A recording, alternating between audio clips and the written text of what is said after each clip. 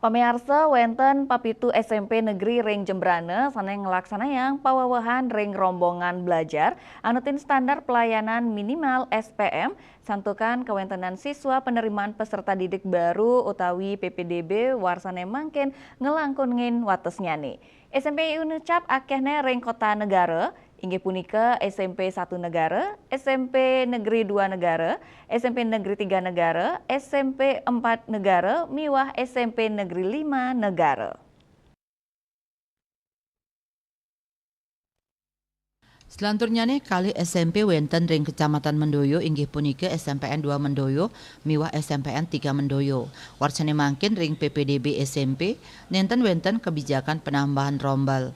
Kepala Dinas Pendidikan Kepemudaan dan Olahraga Dikpora Jembrana I Gusti Putu Anom Saputra Ngwedarang, PPDB SMP Kapastikayang pacang wenten kebijakan untuk ngawawahin wilangan siswa ring rombel majeng papitu SMP Negeri.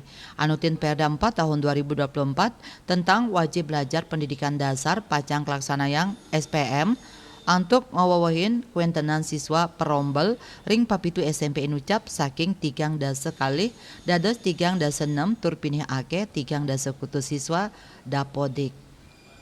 Kauningin wilangan tamatan SD sane kaselehin wenten 3 talian siswa.